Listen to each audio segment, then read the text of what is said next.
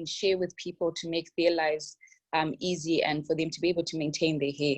So I've always just been able to absorb as much information and knowledge as I can when it comes to hair care. So I'll start off with skincare, and just kind of Sophia had asked me to do tips and tricks, or well, not tricks, but just more knowledge for you guys to understand your skincare, the different steps in your skincare, the types of products you can look for, the misconceptions of skincare. And then if you have any questions, then I'll be able to answer that, but I won't be able to diagnose anything or to suggest any cure or any prescription or anything that you should look for, because I'm not a dermatologist and I'm not an esthetician, but I do understand ingredients and what ingredients can do to help people's skincare. So it's kind of like a doctor goes to a pharmacist for medication, dermatologists and estheticians go to formulators to create products. That's just a quick explanation of the differences. Okay, so in terms of, so I'm gonna start off with the morning skincare routine and all the steps that you guys can consider, and then we'll dive into the evening skincare routine, and then I'll just tell you the best ways of managing or maintaining your hair that I literally tell everyone and that I do on a consistent basis. That's just going to make your natural hair journey a lot more easier and a lot more manageable. And then I can just touch up on relaxed hair, because I know some people are relaxed, and I was relaxed. Obviously everyone used to be relaxed, and my hair was about bra strap length, so I also know how to grow my hair if I ever decide to go relaxed again. Okay, so we'll start off with the morning skincare routine. So what I would suggest that a basic skincare routine should have is a good cleanser. A cleanser is possibly the thing that really damages your skin, because it could be overstripping, or it could not be doing the correct job, either or. And probably some people use the wrong type of cleansers for their skin type. So for example, if you have oily skin, I would suggest that you use a more gel texture face wash. And then if you have acne prone skin, I would suggest that a more foamy kind of face wash would be more beneficial. And then if you've got dry skin, obviously a hydrating face wash is more beneficial. There's some products that have all of these properties in one product, which is perfectly fine as long as your skin doesn't react to it, or it's not made more sensitive, or you don't break out a lot more. So for example, the Danaka face wash is beneficial for all skin types, because we've got honey in there, and we've got other moisturizing properties as well as cleansing properties. Another misconception about face washes is that it needs to foam. It actually doesn't need to foam to do a good job. You've got milk cleansers that don't foam as much, and you also have powder cleansers that don't actually foam because they're clay-based, so they don't foam, but they do a really good job in cleansing your face. So that's another misconception that people have, that they think that if they see foam, that means their face wash is actually doing the job, which it isn't. So just bear that in mind. If you see a milk cleanser, a gel cleanser, a clay cleanser, that they don't necessarily all have to be foaming, because they don't have that foaming property in there. If you do wear a lot of makeup, I would suggest that you do a double cleanse routine, which basically means that you start off with a oil cleanser. Okay, so when I spoke about double cleansing way back in the day, they didn't necessarily have oil cleansers that would emulsify when you put them in water, or when they come in contact with water. So that when it emulsifies, it just means pretty much that water is able to come to remove the oil, and you don't need to use a cloth to remove the oil. So those are the oil cleansers that are on the market these days. So pretty much you just put the oil and rub your face with it, and it removes, like if you've got a lot of makeup, like I mentioned before, if you've got waterproof mascara, if you've got sunscreen on. So it really removes all of your oily substances from your skin, and it's more effective. So that means when you then go in with an actual cleanser, you don't have to do a lot, and your skin isn't that stripped, because a lot of the time people wash their face with just a cleanser, that doesn't remove the oil from your face. So if you've washed your face with a full face makeup on, and after you wash your face, you realize that you've got panda eyes and probably your eyeliner or your eyeshadow hasn't really cleansed off, and is still leaving some form of residue behind, that's probably because your cleanser hasn't done a good job of removing all of that oil-based makeup and sunscreen and products from your skin. So I hope you guys are taking notes. So that is a oil cleanse, and then after you oil cleanse, you go in with your face wash, and then after that you go in with a toner.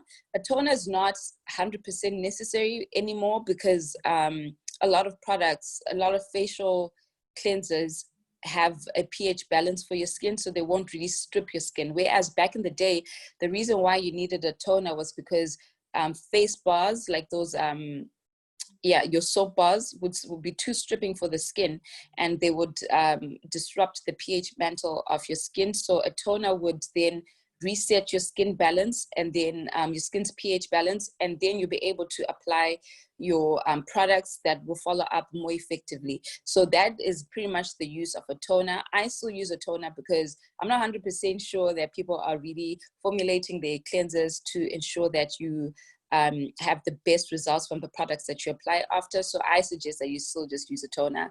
And it's good for your skin because it also rehydrates your skin. Like I mentioned, it balances your pH of your skin mantle, and it just helps your skin absorb the products that you're going to put on after. Okay, so after you use a toner, the people in Asia then use an essence, which is now coming to the Western countries. So an essence is pretty much a diluted version of a serum. It's not necessary. It's not crucial, but it's a good step to add into your skincare. If you're doing like a self-care routine and you are, just really pampering yourself, you can use an essence. Is it mandatory? Do you really have to have it in your skincare kit? No, you don't. Okay, so we've spoken about cleansers, we've spoken about toners, essences. Now we're gonna go on to the next step, which is your serum. So your serums are stuff like your vitamin C's. Serums are probably your treatment phase. So serums are just concentrated with active ingredients in them, and active ingredients are just ingredients that help target certain concerns that you may have on your skin. So you could have vitamin C that helps lighten your skin and lightens the pigmentation on your skin. You could have alpha albutin, which is a derivative of hydroquinone.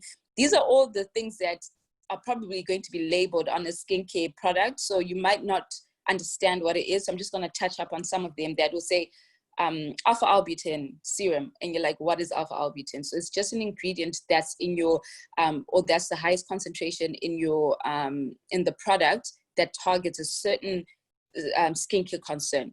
So you can layer these serums depending on what exactly you want to target into your skincare routine. Do you have to use the same serums all the time? No. After your skin concern is addressed, then you don't have to use it. You can then just use something that, adds more hydration, brightens your skin in general. But stuff like alpha albutin, if you have marks that you're trying to lighten, it's great for that.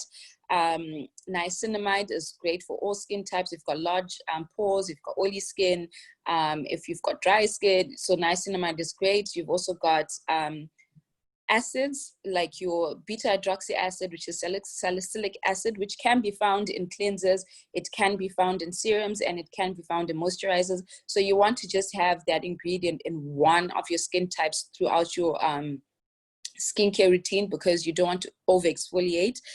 So I know when people hear acids, they're like, what, you want me to put acid on my skin? But it's over the counter acid, which means that it's not going to be, the way that you see people peeling. That's more medical grade peels that you have to go to a professional for. So if you have the over the counter acids, they don't peel your skin visibly, and they do it gradually. So they kind of exfoliate your skin gradually. So you've got salicylic acid, which is great for oily skin types and acne prone skin types, because it takes out the bacteria from the breakout or your skin, and helps to reduce significantly the amount of breakouts that you could have. And then you've got alpha hydroxy acids, which are more for like your dry skin types. They help to resurface your skin, and they also add more moisture into your skin as well. So those are the different 2 types of acids. And right now there's like a whole rave going on about chemical acids, which are the 2 that I've just mentioned, which come into your serum phase. So yeah, so don't be afraid when you see an acid or that terminology on your skincare products. It's very mild. It's only regulated to be about 2% maximum unless it's formulated correctly and in balance. For example, the Ordinary has a 10% acid in one of their products, but it's very mild in terms of the effects that it will have on your skin, and it'll also tell you how often you can use it. Okay, so that is your serum phase. And if you're confused about a serum and an oil, the biggest difference that I can tell you for you to know if it's an oil, a face oil, or a face serum is that the first ingredient of a face serum has water in it. And then it has different ingredients in it, like niacinamide, hyaluronic acid, 2% hyaluronic acid, ascorbic acid, which is your vitamin C. So it always starts with water, and then it has the active that it says it has on the front of the package. So you always just check your ingredients list. And then if it's a face oil, it doesn't have water in it. It's purely just oils in there. So it could have marula oil, avocado oil, olive oil, whatever blend of oil that it may have. And also be wary of products that say 100% avocado oil or 100% olive oil, and you look at the ingredients list, but then they have olive oil right at the bottom. So on an ingredients list, the higher the name or the ingredient on the list, the more percentage it has in the product. The lower it is on the ingredients list, that means the lower amount it has in the product. So that just helps you know if a product is just being labeled, because as long as it's on the label, as long as it's in the ingredients, it can be put on the label as a marketing thing. So you could say an ingredient has 0.5% of, let's say, aloe vera, and then it says in the front an aloe vera serum. That 0.5% might not even do anything effective on your skin. But if you have water and then it says aloe next after water, that you know that it's more of a hydrating, and it has a higher concentration of aloe vera in that ingredients in that product. So yes, so that is just something that you guys can look out for, or just to help you when you're going through the aisles and you're looking for skincare products and you don't know what the difference is, or you don't know how effective a product is. Just look at the ingredients list. If it's in the top 5 of that product, then it's probably got a high enough percentage for it to be a bit more effective. Okay, so now we move on to your moisturizer. So your moisturizer is just a barrier. You don't want to put a serum after your moisturizer, because a moisturizer has humectants in it. It has different properties that help seal all of that products that you've used initially. So the best way I can describe it is that a serum is kind of like your outfit, and then your moisturizer is like a coat that you put on top and you cover everything. So what you want to do is seal all of that in, and then moisturizers come in two forms. So you can have an oil base, which is an occlusive, which is like a face oil, and then you can have just your moisturizers that have different properties in them. So the reason why I would suggest that you put a face oil after your moisturizer, if you are using a moisturizer, is so that you lock in everything. Because if you put an oil and then you put a moisturizer on top, it's kind of like you're doing a you're not extracting as much nutrients that you need that have been put into the moisturizer, because it's now sitting on top of oil, and it's not going to penetrate oil until the oil has sunk into your skin, and then all of your humectants and all of that will sink into the skin. So you want to, it's kind of like a water and oil layering. So water floats on top of oil, floats on top of water. So that's how you want to imagine your face oil. So your face oil will lock in everything after your moisturizer. Do you have to have an oil after moisturizer? No, you don't. But some people prefer oils over moisturizers. So for example, I sometimes don't use a moisturizer. I just put an oil on top. Other people put a moisturizer and then an oil, or some people just only use a moisturizer. So it all then depends how long you want your skincare routine or the results that you're looking for. An oil tends to give you that glow that you see people have on their skin. That is an effect of an oil because it sits on your skin a bit longer. But for example, our oil won't leave an oily film. It sinks into your skin, but it still gives you the glow, which is what people are always after, but they're not using the correct products. Okay, so the last step in your skincare routine, your AM skincare routine, is always your SPF, which is your sunscreen. I would suggest that you go for SPF that's 30 plus, or 30 or 50.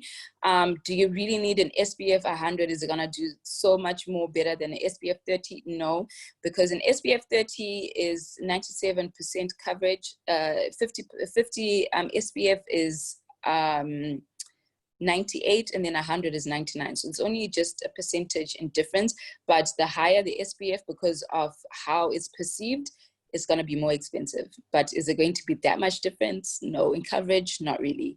And also make sure that you reapply your SPF after every 2 hours if you're outside, because it degrades every time it's hit by this UV ray. So you always want to remain covered. Okay, so that is a morning skincare routine. After your SPF, then you can then apply your makeup routine. So your primer, your foundation, and everything else that you do. For people who wear makeup, if you're wondering how you're going to reapply your sunscreen, they are powder sunscreens and they're also spray sunscreens. I prefer the spray ones because I feel like they are more effective than the powder. And also the powder, you have to then be wary if it's going to blend in with your makeup. Is it going to cake you out? So I just prefer a spray. So that's it about a morning skincare routine. If you guys have any questions on that, I can answer those right now. So before I do an evening one, evening skincare routine is very simple. I would say use acid serums at night because you want them to work at night. And then in the morning, use stuff like your vitamin C, your hyaluronic acid, and so forth. But acids and retinol, you have to use those in your evening skincare routine. It will actually say on the label to use in the evening. So that's pretty much the difference. And you don't use an SPF moisturizer at night, but the same steps are the same. So you double cleanse, you tone, you use your serum, you moisturize, and then that's it. And the only difference to the morning skincare routine is that you apply an SPF after. So does anyone have any questions? So you don't use any cream for eyes. I'm assuming you're talking about like an eye cream. From my knowledge, eye creams are just, I don't think they're necessarily that important because it's just a concentrated version of a moisturizer. So what they do is just take a moisturizer, they just condense it a little bit, and then, it's an eye cream, and it's a little tub that is very expensive. So I would just say, just use a very good moisturizer because it's just gonna go all over your face. But again, if you want to pamper yourself and do all of that stuff, then you can use an eye cream. I would suggest you use an eye cream before your moisturizer, after your serum, and then because you want to lock all of that in, and then your oil and so forth. Don't use it last. Okay, any more questions? Okay, Carol, I actually have 2 questions for you. The first question is from Nandipa, and she's asking, how do I find the best products for my skin without trying everything in the market and damaging my skin in the process? Okay, so I would say that it depends on what you're looking for. I always say start simple, start slow. And what that means is that if you, for example, are looking for a serum, right? If you're looking for a serum and you've never used a serum, I would always say start off with a vitamin C serum. That's the most simpler thing. If you want to start exfoliating your skin and you don't know which acid to use and so forth, always start with a low percentage and start with the most gentle one. You have to always make sure that you only start using or changing or introducing a product once at a time. So if you don't buy a whole range, because if you do that, you don't know what your skin is going to like or what it's not going to like. So I would always say that start slow and start simple, like I mentioned before. So you want to start with one product at a time, see if it works over a 2-week period, 3-week period. If you're fine with it, then you continue using it. But within the first week, you should know if your skin likes the product or not. Always patch test. So always patch test, and that you can do that in the inner part of your arm or on the top of your breast where it doesn't show, because the skin on the top of your breast over here mimics the same type of skin on your face. So that's when you have people with breakouts on their chests or breakouts on their back, because this part of your skin is the same as your face. So you want to use a salicylic acid on your chest and so forth. So that's what I would say. Test it on your chest first and see if you get a reaction. If not, then you probably are okay to use it on your skin. Unfortunately, if you don't go in for samples, it's a bit tricky when you've already bought it, because once you buy it and you open it, you have already started the process of it being contaminated or oxidizing with the oxygen in the air, and you're probably not able to take it back. So I would say that just start off with one product at a time, so that you're not using too much money or spending too much money.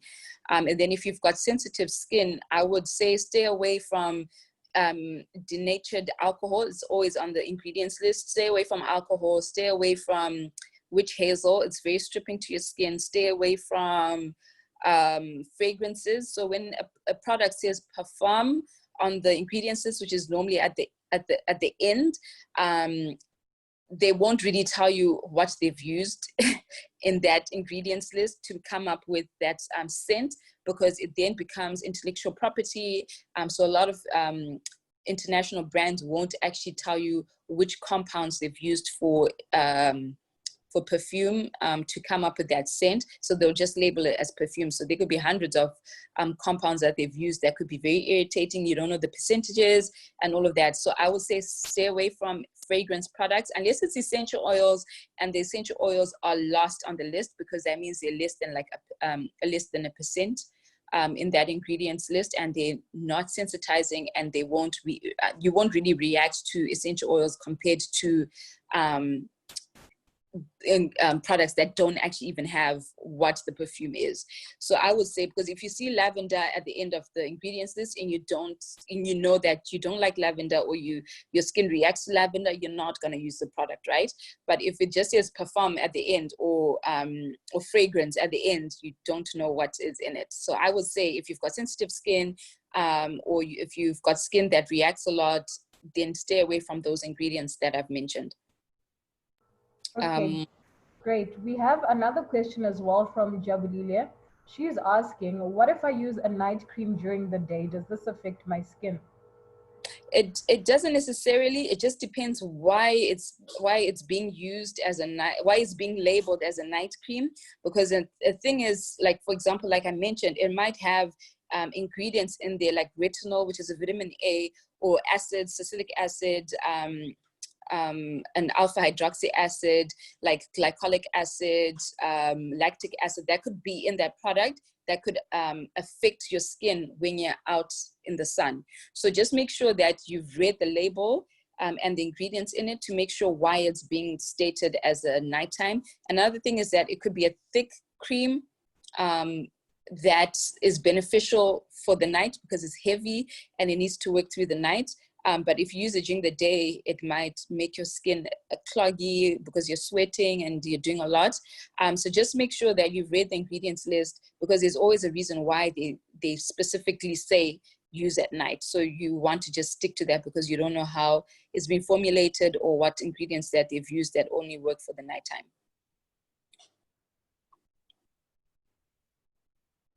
Hello? Can you hear me? Yes, I can. Okay, Puleng, and I'm sure a lot of the other ladies on here want to know, are you wearing makeup right now? I am. I had to kind of be presentable, guys. But yeah, I'm wearing, well, it's not really foundation. I'm wearing a BB cream. My makeup bag is all, I can show you guys if that's okay. I'm wearing a CC cream, actually, a color correcting cream, which is kind of like a moisturizer with tint in it. It's very light because it's just too heavy for me. Foundation is too heavy for me to wear every day. I normally wear foundation if I'm filming or if I'm going out and I put on my lashes and all of that stuff. So let me just get the stuff in my bag for you.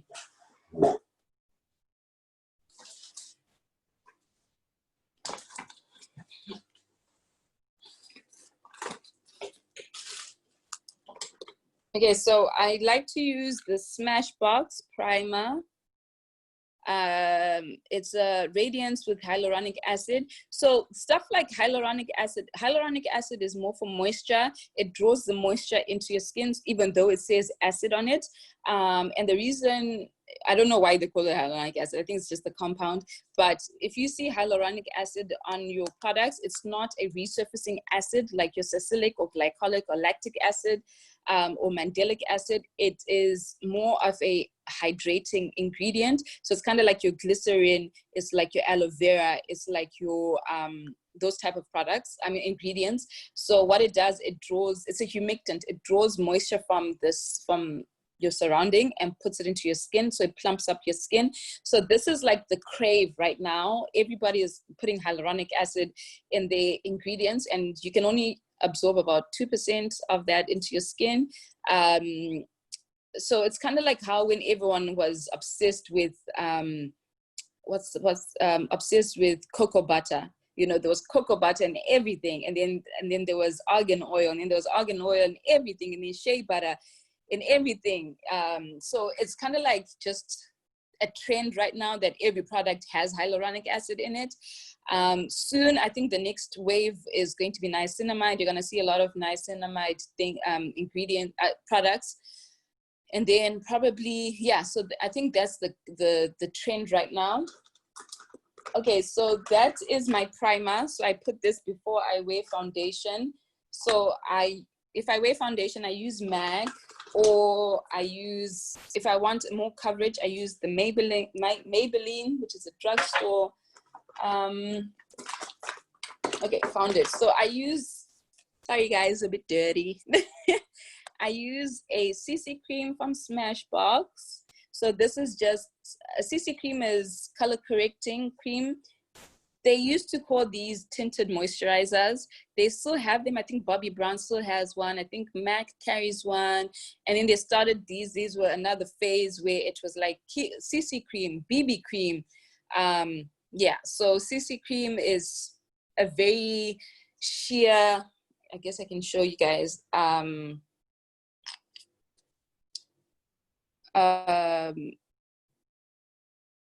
Moisturizer. So it just covers your skin, I guess. It doesn't hide any imperfections or anything, but if you've got a bit of like redness or whatever that you just want to cover, if your skin is clear and you just want more of a one tone like me, then I would just suggest that for your day-to-day, don't use foundation, just use a CC cream. And I also use this SPF 50, which also has a tint in it. I just like stuff with tints in it because it just gives you like a sheer finish. So I use this as well. So I'll show you how it looks. Looks like that. Also has a tint. It doesn't leave your skin oily. It doesn't leave a white cast on there. So that is the tint that I use. And some people might say, well, I'm light, so this works for my skin. My mom is darker than me. My husband is darker than me, and they are fine with this coverage, with this tint on their skin. It doesn't leave them white or anything. And then for this CC cream, I actually have two. I have a medium dark, which is this one, which is lighter. And then I have a dark, I think it's dark. Guys, my stuff is dirty because it's in my makeup bag, but you know, the struggles. But yes, so I've got these two. because one is darker than the other one. So I'll show you.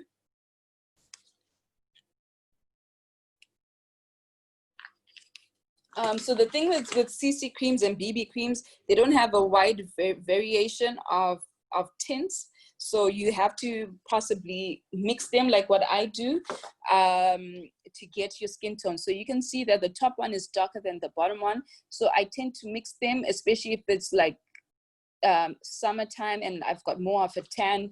I tend to mix it so that it gets to my complexion.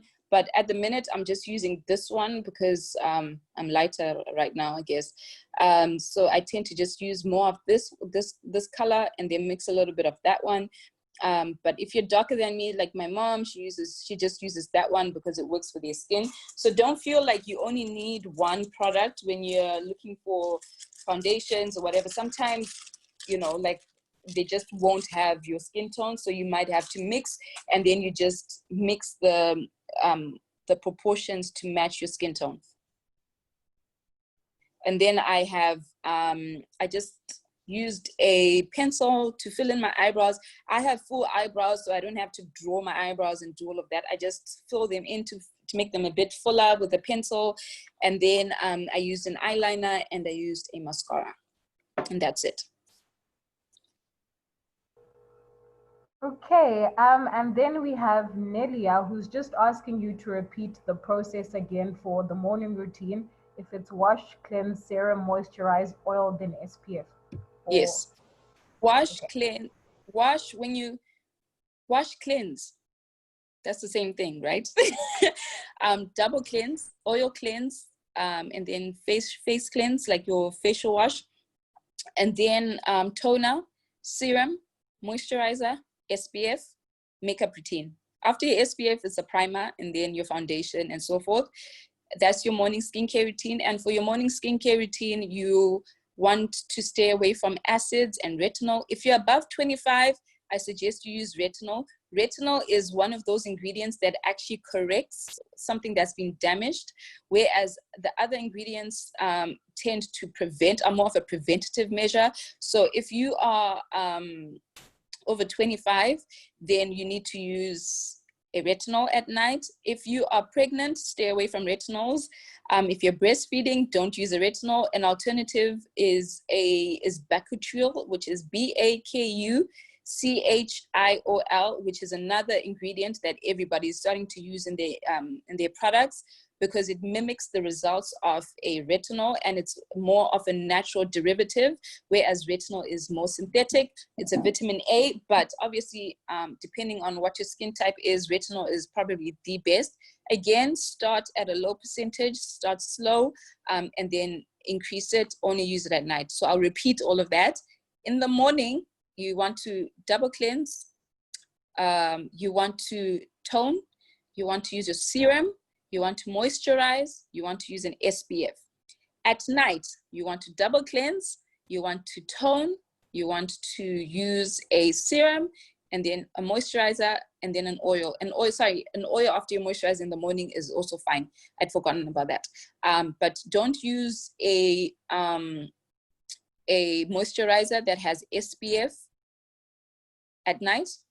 And that during the day you can, but it's not as effective, because people tend to use less SPF than is actually required. You need to use quite a bit of SPF. If you apply SPF, try and do a double application just to make sure that you've applied enough. So the reason why I don't see the point of people putting SPF on their labels on products is because the dosage of that SPF in that product is very small, so you might not get the full coverage, and you probably are not applying enough. So imagine applying a teaspoon or a tablespoon worth of foundation to get adequate coverage for your face. It doesn't make sense. So I would suggest that you use a standalone SPF. Another question that people tend to ask is, if you use for example, if you use a moisturizer with 15% SPF, and then you use a foundation with 30 SPF or whatever, does that add up to a total number? So let's say 30 plus 15, does that mean that you're using 45 SPF, no. It doesn't add up. The last highest number that you use is the amount of SPF coverage that you have.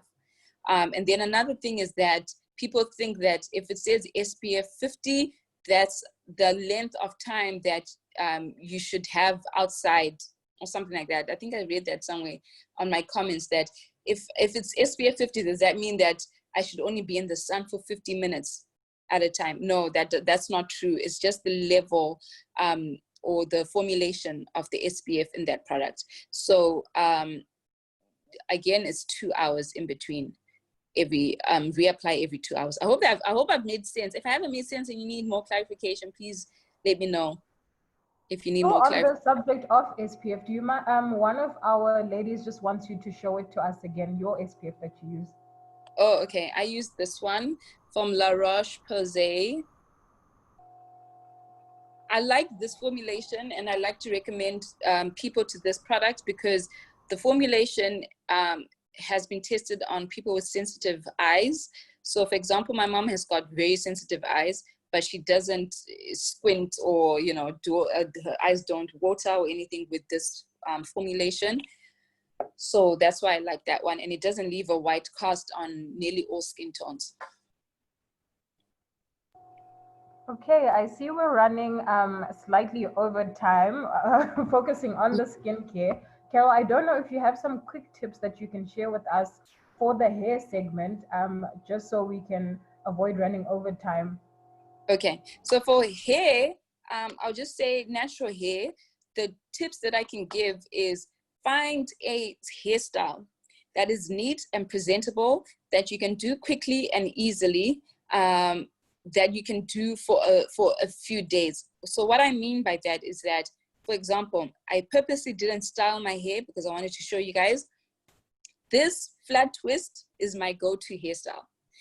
I know how to do this very quickly. I know how to do this effectively, and it looks neat wherever I need to be. It looks presentable, and it doesn't take a lot of my time. That is something that you guys need to do if you've got natural hair. Don't think that you need to style your hair every single day. And you see these bloggers, that's their job, to show you guys, to inspire you guys. That is their job. So you shouldn't try and implement that every single day. It's not feasible. It's not feasible, and it's not practical. I would suggest that you look for a hairstyle that you can maintain for at least 4 days. I did this hairstyle on Thursday, and today's Saturday. I'll probably take it out tomorrow and then just brush up, apply moisture and do a lock method, and then put it back in flat twist. That means I can wake up, brush my hair, attend to my daughter, go on to Zoom. If anyone knocks at my door, I'm looking presentable. I'm not looking raggedy, right? Another tip is that make sure that your edges are combed, because a lot of the time people leave their edges and then their hair just doesn't look neat. You don't have to use an edge control unless you want that slick down. Just brush it, guys, and then just, you know, put some oil. Your hair will look neater. So just do that. That is the best way I can suggest that you maintain your hair, so that you're not overwhelmed in terms of maintaining your hair. Another thing is that just find a routine that works for you. Some people say they moisturize their hair every day. I don't think you need to do that, because you're probably not doing a correct step to keep your hair hydrated. And when you do a lock method, it's simply a liquid, which can be water, it can be a leave-in conditioner, it can be any spritz, a hair mist or whatever, and then use an oil and then use a cream, or you can use a cream and then you can use an oil. I like to use a cream and oil because I guess it goes back to putting your oil on top of your moisturizer, and that oil locks in water or floats on top of water and locks in. So that means your hair is more hydrated for a longer period of time. And then just do things that work for you. I'll share with you my routine. Maybe you can implement it and it might work for you, but always look for something that works for you. So my routine is that I moisturize my hair every 3 to 4 days in a week. I wash my hair every 2 weeks because I don't have time to do it every week, and I don't have time to do it twice a week. So I wash my hair every 2 weeks. I protein treat my hair every 8 weeks. And I don't blow dry my hair. I don't braid my hair. I don't do braids or any of that stuff. I don't do that because it just doesn't work with my schedule. And again, like I said, I do this method that helps me with my time schedule, and it also helps my hair grow. I think my hair is, if I pull it down, it's around this length. If you go on my Instagram, I've got a picture. So yeah, so that's how I've managed to maintain my hair, and it doesn't give me headaches. Another tip is when you're detangling your hair, don't detangle on dry hair. Make sure you detangle on damp hair and not wet hair either.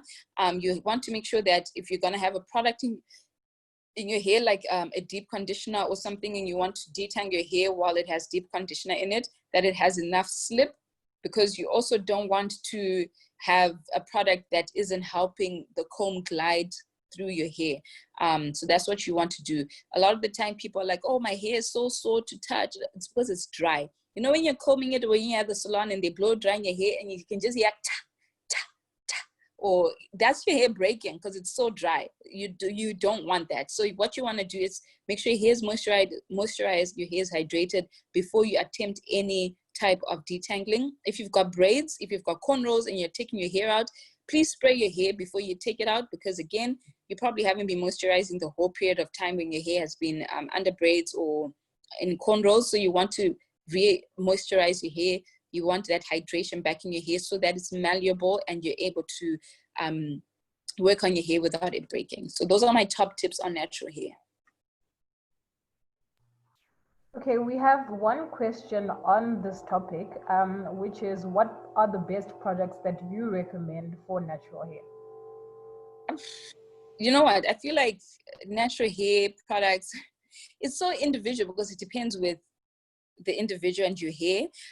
But the brands that I like, As I Am, another thing that I need to add, if you do a protein treatment, make sure you do a moisture treatment straight after, but make sure that product, your deep conditioner, doesn't have a protein in it, because that means you're double protein treating your hair, if that makes sense. So you've used an exclusively protein treatment product, and then you want to add moisture into your hair, but then the moisturizing product has protein in it. So you're doing the two. So the ingredient for protein is usually a hydrolyzed protein, they'll label it as, or hydrolyzed keratin. That's normally an ingredient for protein. So when you protein treat, you want to make sure that you don't have that ingredient in the moisturizing treatment. So I like Carol's Daughter. I like As I Am. I like Cream of Nature. I like Maui, Maui. I don't know if you can find it in South Africa, but that product is also good. Yeah, I think those are my top products. In South Africa, I like Nilotica. I don't know how to pronounce it. Nilotiqua, I think. Purple Hair also has a very good oil that they have. Purple, Purpl. Vana Naturals, that's another South African-based natural hair care brand. Vana Naturals. Trying to think any other local brands in South Africa that are not international. Yeah, I think those are the ones that I can think of from the top of my head. Okay, and now our last question on the topic of hair is, what advice would you give to someone who has a breaking and damaged hairline? Breaking and damaged hairline, I would say that you need to stop everything that you did to get your hair to be damaged, because a lot of time people look for products and then they're still doing the same thing that they were doing. So maybe tight braids, leaving your braids in for too long, tight cornrows, whatever the situation is. So you need to figure out what you did to get your hairline to be damaged and messed up. And then I would suggest that you get an oil and some water and massage your hairline every morning, so that you stimulate hair growth on the front of your hair. So that's what I would suggest. That's what I would suggest for that.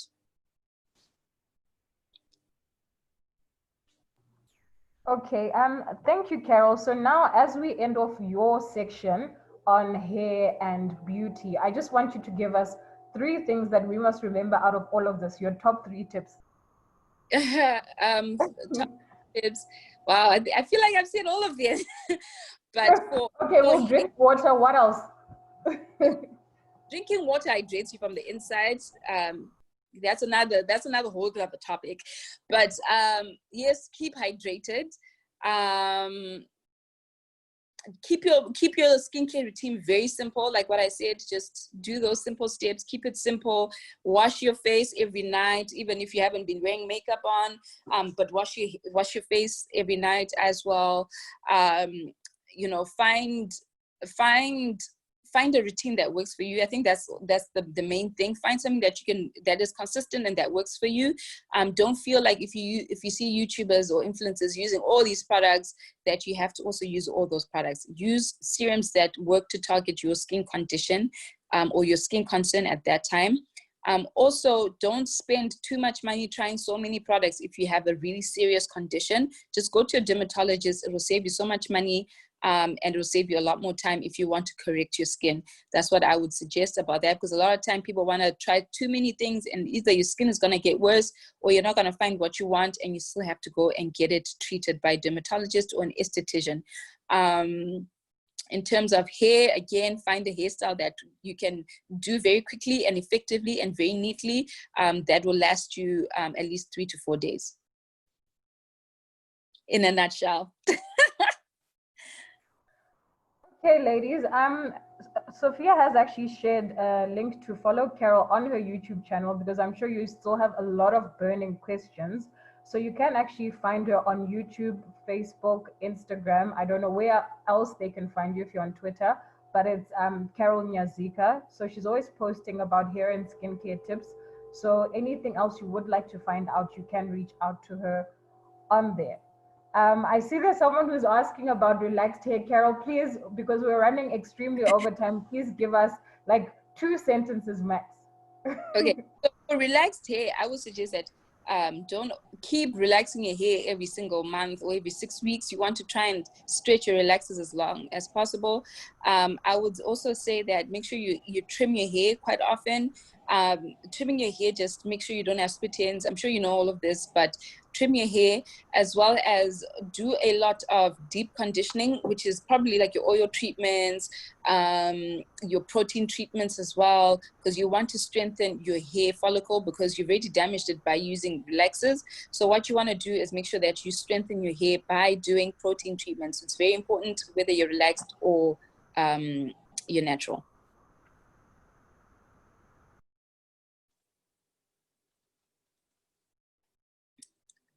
Hello. Okay, thank you so much, Carol. Really appreciate you taking the time to chat to the ladies this morning. So ladies, we will share after this presentation all the social media links to follow if you want to find out more. But Carol, thank you so much. I've learned a lot this morning. So sorry I was late. I was putting my baby down, you know. She's 6 months, but so sorry for that. I hope you guys have taken something away from everything that I've said. Thank you guys, Sophia and Tendai, for having me and considering me to be part of this conversation. Thank you, Carol. Bye. Bye.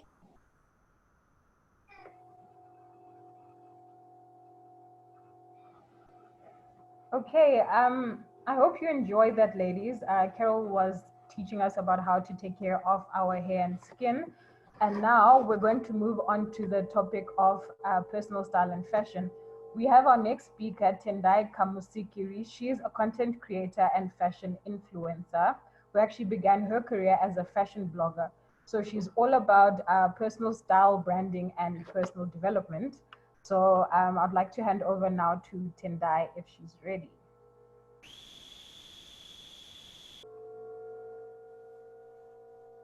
Tendai, are you here?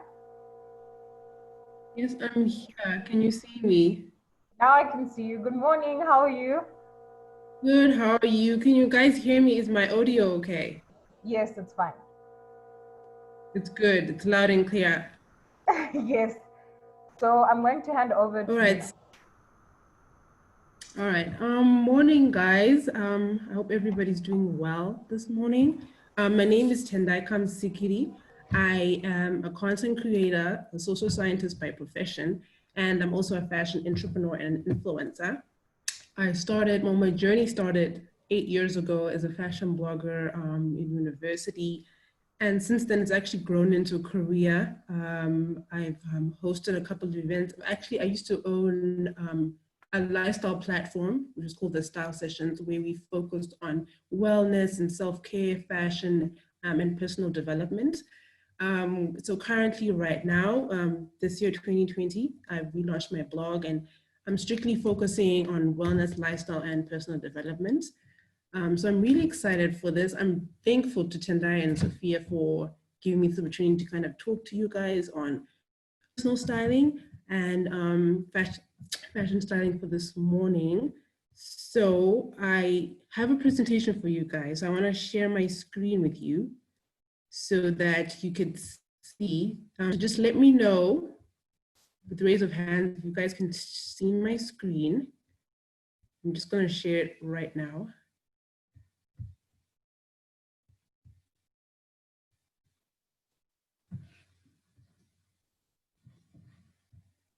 So you just let me know if you guys can see that. And then I'll start. Just raise your hand, and then it'll just kind of let me know. Okay, awesome. So 4 of you raised your hands. Thank you so much, ladies. So this morning, this is what we're covering. I want to cover simple, basic, straightforward tips to help you achieve your signature style. So some of you might not be aware of what is signature style. We're talking about how you present yourself and how you appear to people. And when we talk about style, it's how you carry yourself, how you look. And in particular, when we do talk about style, I want to really come close to home to our jobs and our careers and what we want to achieve. So I want to just share simple and basic ways to just achieve a signature style for yourself. It's really, it's not really that hard, but I hope with the tips that I have and just with this presentation, we can all learn something. And if you guys have any questions, please feel so comfortable to ask.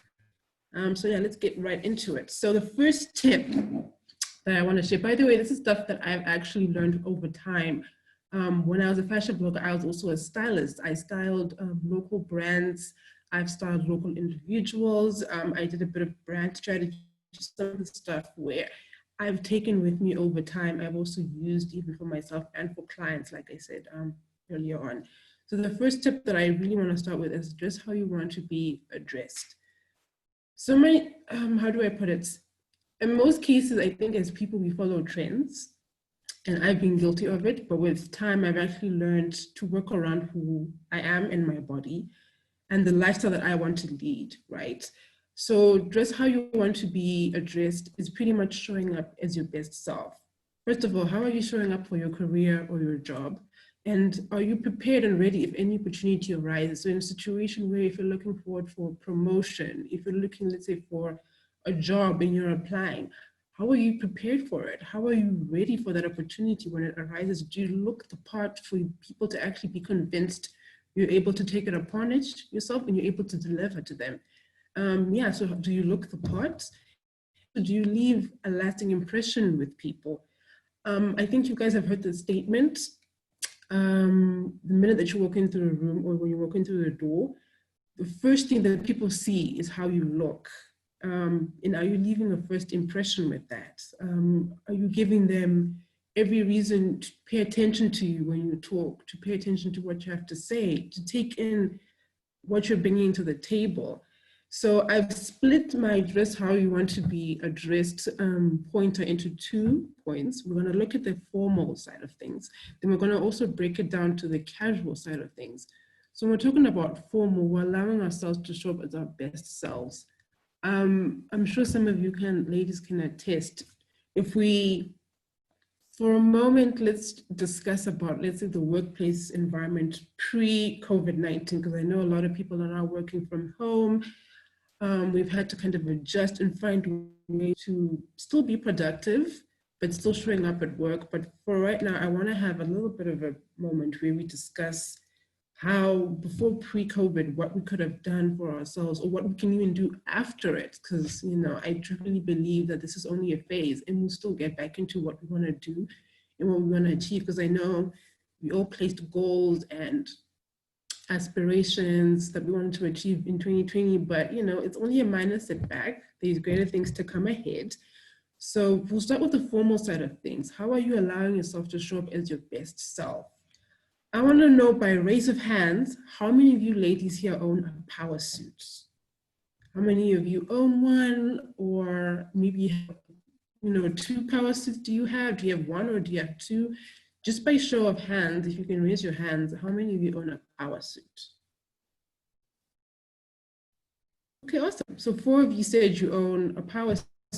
So what a power suit does is it's your main classic piece of clothing, right? You have to have a power suit. I have one in black, and it's my go-to in any situation. So whether it's I'm going to a meeting, whether if I'm going to church even, whether if I'm going to something that's more formal and I need to be presentable, it's that one suit that I can dress it up, I can dress it down, I can add accessories, I can add, you know, a new pair of shoes, I can switch up my handbag. It's that piece of, just that 2-piece item where it makes everything easier. It's your go-to when an emergency arises, when you're looking for, like I said earlier, that promotion. This is where a power suit comes into play. And my advice is own one in either black or navy, because these colors are so easy to work with other colors. So you can have a black suit and wear a red blouse. You can have a suit with a white blouse. You can have a navy suit with a white blouse, a navy suit with a navy blouse, whichever suits your fancy. You need one, at least a power suit. And for those who don't have any, I hope this will actually inspire you to actually look into having a power suit. And don't limit yourself to think it's only for the corporate world. It actually be for real life situations where you're out and about. Like I said, for church, if you're attending an important event, this is an opportunity where it comes up. And if you can't really buy a power suit straight up, like you can buy it as a set, you can create your own. You can buy a separate pair of trousers, or a separate skirt, or a separate jacket, or a separate, either it could be a full jacket, a full sleeve jacket, or a short sleeve jacket, and you kind of mix the 2 and make it work, and it could actually be your power suit going forward. And the great thing about it is it's an investment piece. So in situations where you don't want to wear full suits all at once, you can wear the pants, you know, in different occasions. You can wear the skirt in a different scenario. Same thing, you can break it away with the jacket for different occasions. It's that signature piece that comes up, and that it will be your lifesaver for 2 to 3, even 5 years to come, depending on the career that you're taking and depending on the lifestyle that you're leading as well. Another thing on the list is a black investment handbag. So I love handbags. I'm big on handbags. But as somebody who loves handbags, I also need to realize I can't be somebody who's materialistic and have tons of handbags. So in the past 3 years, I've cut down on a few things. And one of the greatest things that I've actually done for myself is get myself a black investment handbag. It works with anything and everything. It doesn't limit me. It looks great with all my colors, whether I'm really bright, whether I'm wearing a floral maxi dress, whether I'm dressed up for winter, whichever it may be. It makes life so much easier because it's that one quality bag. And also another thing that I've noticed is, as much as there are all these handbags in your closet, I don't know if anybody's actually realized, well, I've had to learn, and I'm going to share with you guys, is when you buy that one black investment, it kind of overrides all the other little handbags that you've had. Party handbags, I mean, sling, you can name it. I know it's contradictory to the casual side because we have a sling purse, but I want to really focus on the investment side of it. Like if you have that one bag that fits your lifestyle, so it could be your laptop, it could be your tablet, it could be your work documents, it could be anything for that matter. It overrides all the other ones that you have, because the busier that you become and the older that you become, I think you will start to kind of really see, just how much it's really quite important that you save up, but you have this kind of balance, this kind of functionability in your life, right? So in black investment handbag is great. Please stick to the color black, because black works absolutely everything. It really does, and it makes it so much easier. And I'm a testament to that, where I've actually taken the time to be like, you know what, it's time for me to kind of invest in a way. So this is one of those things where it's quality. Maybe the price tag will kind of scare you off a little bit, but for the long run, it's like one of those things where you can move with it as time goes along, and you don't need to keep getting in any of the stuff. My advice would be, get a leather one, if possible. If not possible, get something that's really, really a good, strong quality, because the wear and tear with time, it'll wear and tear, but it'll be more of almost like an investment wear and tear. You won't need to keep switching and changing. That's happening. And the next thing that we have is a crisp white blouse. Now, you cannot go wrong with a really good white blouse. It'll never fail you, come rain or sunshine, come dressed up or dressed down, come if it's a social gathering or if it's a formal kind of environment. A white blouse does wonders. With jeans, with a really great floral skirt, with shorts even. If you're somebody who's very comfortable in wearing shorts and you know you have the legs for them, go to town with a white blouse. You cannot go wrong in a situation where you want to still be casual, but you still want to look presentable. You still want to just show up. You still want to be seriously taken. You still want to show up how you want to be addressed. A white blouse will do wonders. And then the last thing that I want to share with you is a pair of really great cord heels. So a really great pair of comfortable heels, I really think is essential. It's okay for you to have as many shoes as you want, but have a signature pair that really does make life a lot more easier, that really does help you in times where you really need to look your best throughout your day, and you can still move around and run around. And a really good pair of cord heels. I suggest, if possible, a middle-size heel or a kitten heel, because 6-inch stilettos only give you almost a limited amount of wearing in any scenario. So you could do 2 hours in a 6-inch stiletto, depending on where you're at, if it's work or if it's an event. I suggest do a medium-sized heel or a kitten heel that allows you to move around. But the great thing about that is, once again, it's your go-to item. It's the one item that it can never fail you. And it's another item that you can also invest in, that it lasts you a long time. It's one thing that you can actually, everything that you have in your closet, and it's a classic addition to all of the things that you need to create that complete look, that complete style. So the other 4 things that we discussed, so just a recap of your power suit, a really good black investment handbag. You need to invest in one. Great crisp white blouse. If possible, you can have 2 if you like. A black pair of cord heels that never fail you, but are super comfortable, that you can pick up and go with, that are durable, they have a really great wear and tear.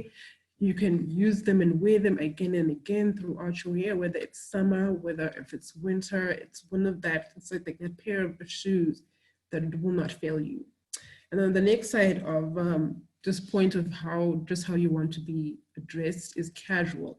So allowing yourself to mix and match with ease. So these are 5 basics that I put down.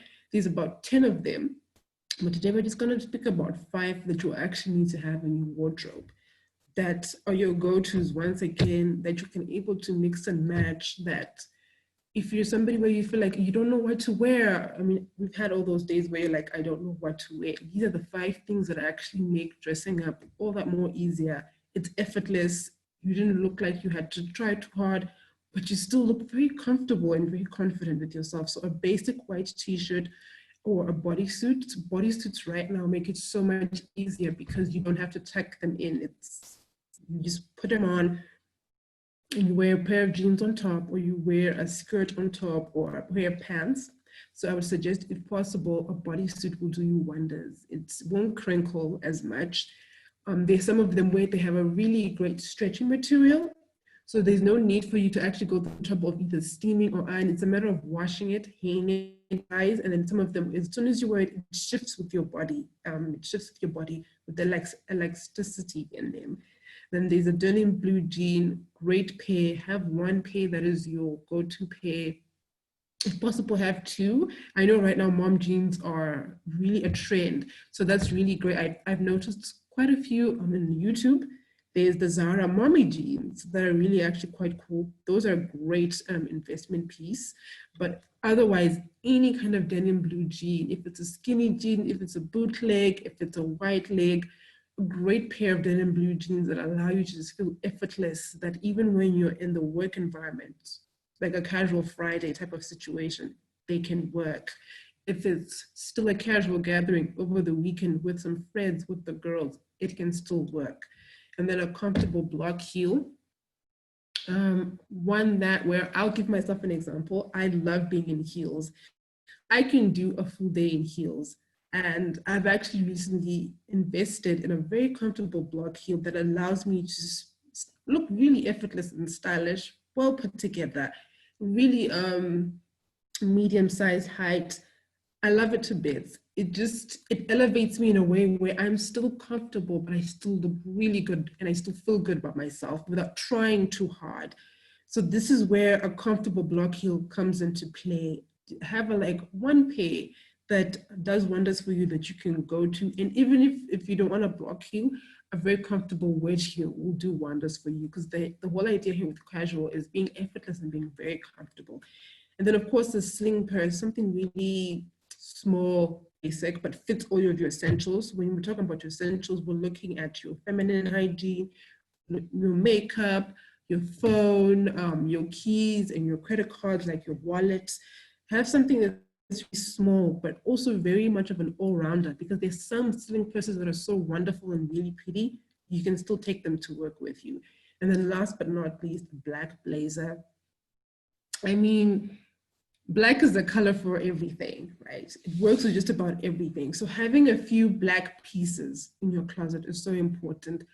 I think when I'll send this to Sophia, and then I'll add at the bottom just 10 of the black pieces that you need to have in your closet that can be your go-to, that you can mix and match with, that make everything so much more easy and so much more effortless, that it allows you to function and to be balanced. Because I have those days where I'm so busy, and black is that one color where you can pick it up, you can mix and match, you can add a necklace, you can add a brooch, you can add a scarf, you can add a wristwatch, head wrap if you want, hats if you want, and black still comes together nicely.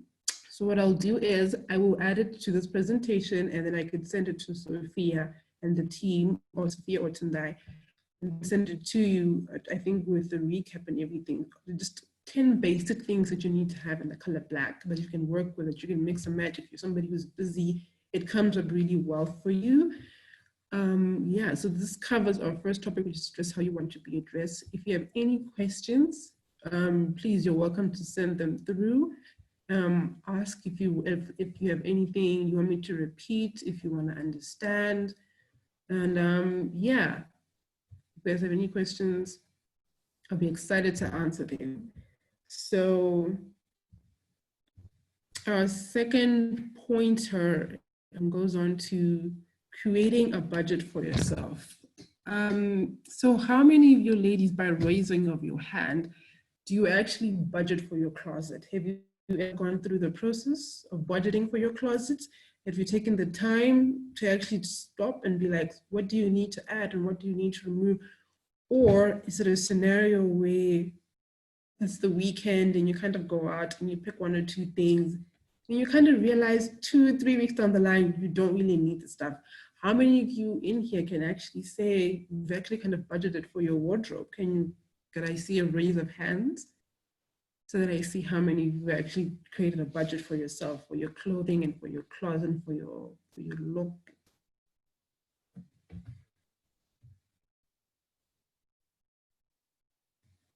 Okay. I like your honesty, Sisa. I really do. I like that you raised your hand and you actually created your budget. I love that. So we all love shopping, and I know everybody can agree. It's like I love it. I mean, I'm a fashion influencer, so I've had to learn to be like, I can't really be shopping all the time. But we do love shopping. We do love a moment of where it makes us feel good and look good. And clothes do that for you. They bring out another side of you that makes you just feel not complete, but you feel good in somehow. Shopping and it's like a new outfit and you can't wait to show it off. Like you literally cannot wait to show it off. But then here's the thing. You can't keep buying clothes. Like I know it's about, looking effortless. Well, that's where what we're going to focus on. But I don't really feel like we need to shop constantly and consistently, which is why we really want to focus on creating a very effortless signature style, one that you can manage, one that works for you, and one that you can truly feel like, okay, you've invested, you know what I mean? You've invested in all the pieces of clothing that you have can work for various occasions. They can work for various environments in your life, and they can actually ultimately complete your lifestyle in some way. So when we talk about investing, we do this little by little. We're not talking about a massive shopping haul and you've bought like 4 new bodysuits that, sweetie, you're only going to wear 2. We've all been there. I've also made those mistakes as a fashion blogger where sometimes, and I'm going to be honest, I've shopped a little bit, going above my own budget. And this is when I was younger. This is when I actually really started out blogging in the first 2-3 years because I had to keep up with my image and I had to be consistent. So I'm going to be honest, I shopped quite a bit. But looking back now, if I had known what I know now, I would have created a budget for myself and what works for my closet and what I need and what I don't need. I definitely did go through a point where I did follow trends. But now that I'm a little bit older, I'm like, when you calculate how much money you spend on clothing and looking good, you could actually use that money to invest in something else. But I'm not saying don't invest in your closet, but I'm saying invest in such a way where it works for your income and it works for your lifestyle. I hope that's making sense with everybody. Don't overdo shopping hauls. I get it that on YouTube, quite a few bloggers go for shopping hauls and it's fun to watch. But we have to remember some of these goals are sponsored. Some of them get discounts. You can get a discount for blogging. So for instance, if a bodysuit goes for 150 Rand, for instance, they can get it for something as 80 Rand. You see what I mean? So it allows them to afford that kind of lifestyle. But what we want to really focus and pinpoint right now is to being effortless and creating a signature style that works for you, that works for your lifestyle.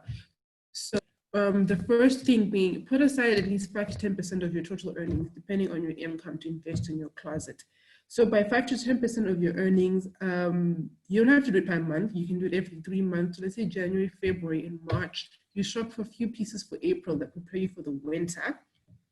That's another way. You can take off 10% of your items and really break down what do you want to add to your closet. Do you want to add a new jacket maybe?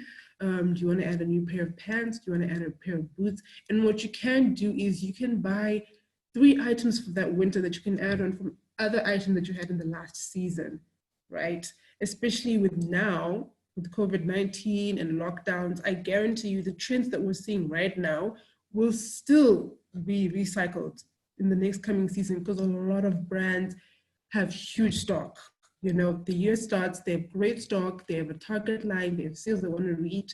And right now, everything is kind of not as a complete standstill, but this is also the opportunity if you're somebody where you're looking to kind of level up in your closet, level up in your style. This is a great time right now to invest in your closet because everything is on sale, 60% off, because they want to move that stock.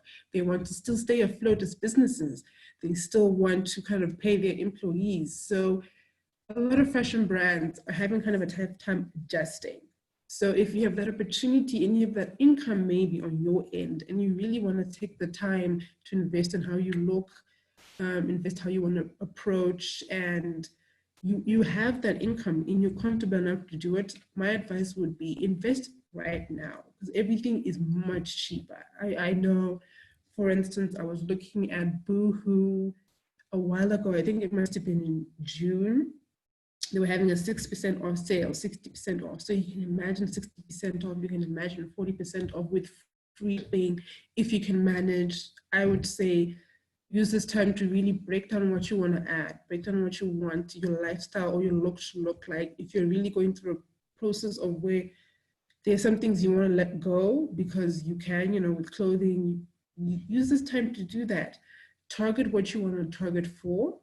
And if possible, here's a tip. Some bloggers have a discount link on their YouTube. This is just a tip I could share with you guys. So if you go on their discount link on their YouTube, depending on how many items you pick, you can also get a discount with everything that's going on right now. I'm not so sure if this works in South Africa, but I'm sure it does. Maybe just check with Zando or Superbalist, those websites.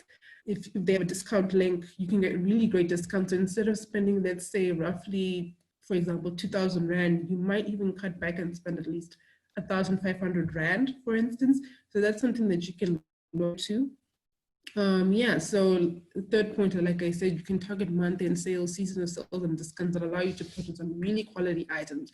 But I do know for a fact, some of the looks that we're going through right now, the trends, the styles, with everything happening, especially with lockdown, I know for a fact that 2021, these trends will still be there. They will still repeat themselves. But my advice would be, if you're able to take the time to revamp your look, revamp your closet, to add more pieces that really work towards you. I mean, yeah, you know, work towards you and what you want to achieve and how you want to look. This is a great, great opportunity for you to actually invest, because they are sales, they are discounts and they are sales, and I guarantee you. So we've covered the first one, address how you want to be addressed. The second one is create a budget for yourself. Break it down. What do you achieve? What do you want to add?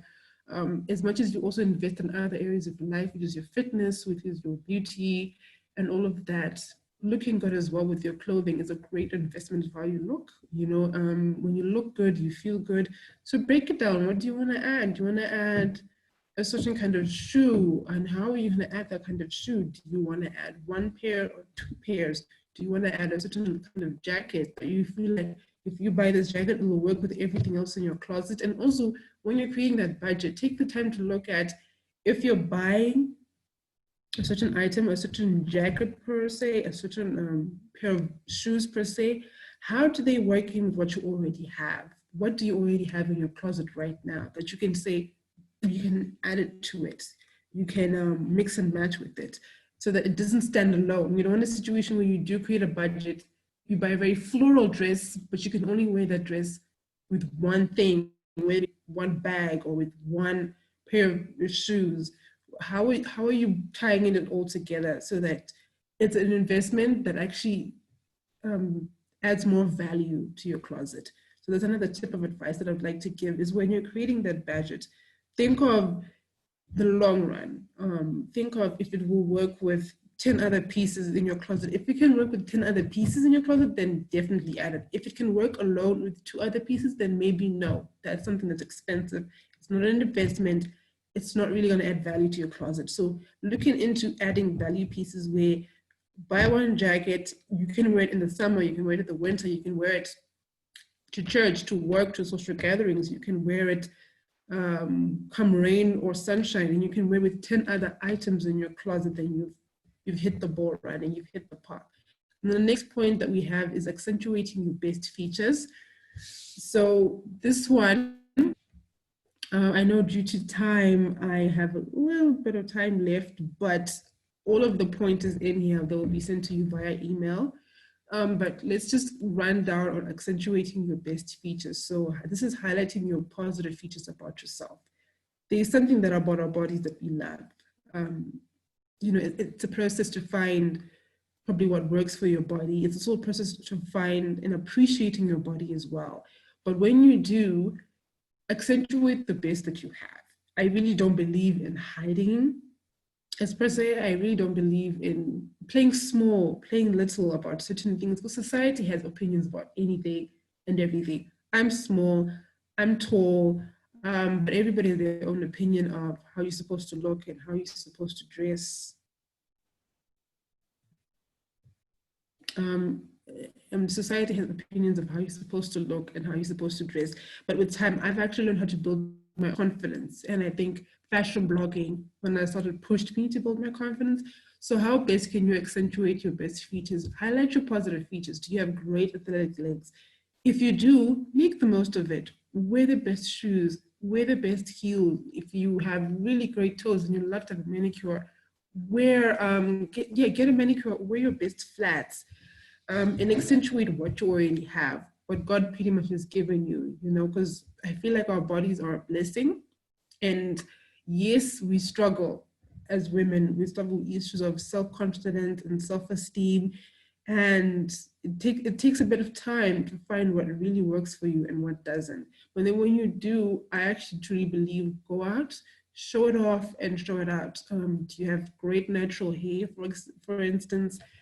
You wear your crown, find hairstyles that work for you. I think Carol mentioned it earlier that you can't really copy everything you see online. And even I mentioned it earlier that as a fashion blogger, I really did buy a lot of clothes, but now looking back, you really can't copy everything that you see online. So take the time to figure out what is it that you love about your body. What is the best feature that you love? What if it could be your whole body, then go to town with it. Find items that really work for you, because confidence as well is in how you present yourself and what you're wearing. That is also very, very, very crucial. I don't think anybody needs to take that for granted. Moving on, if you have fuller lips, you can go to town experimenting with lipsticks and lipstick shades. Doing a bit of research also helps with what works with your skin tone. See what kind of environment you work in as well. See what occasions you attend in your life as well, so that it all kind of comes together and works really well. Are you somebody who have a fuller bust?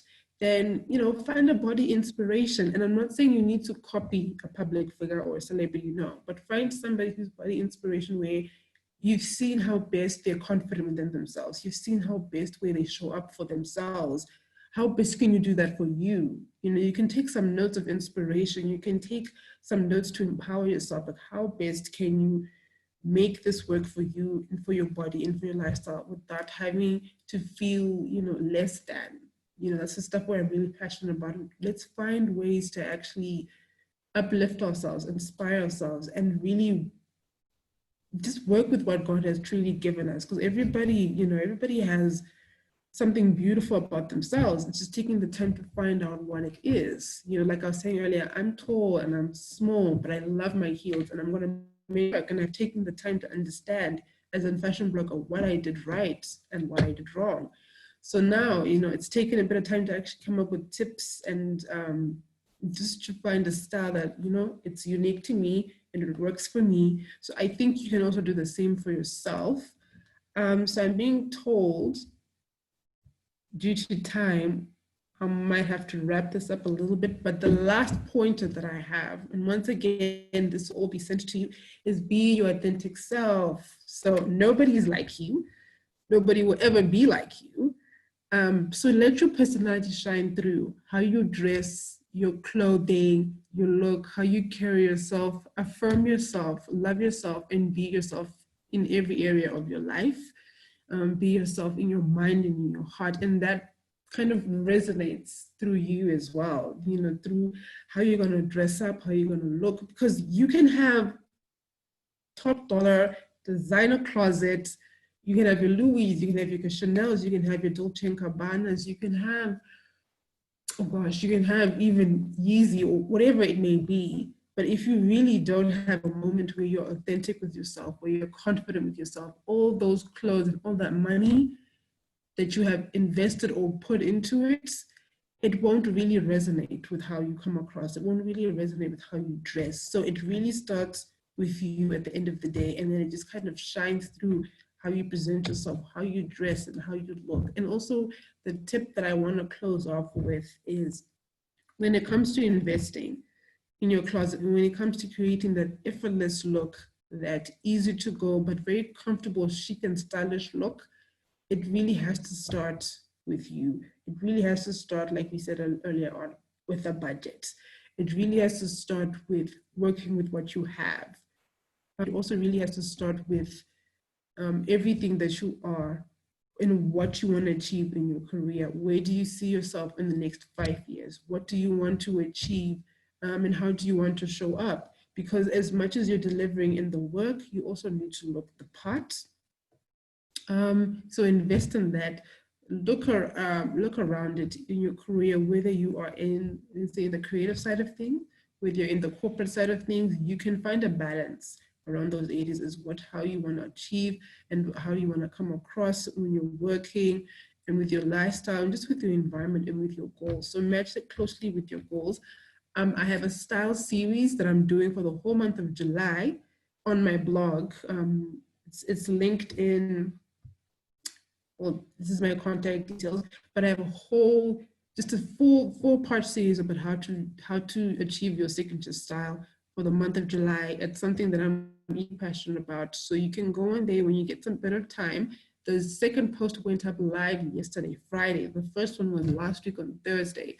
So in this coming week, I'm going to share the last 2 posts that help you kind of achieve your signature style, how to go about it, what you need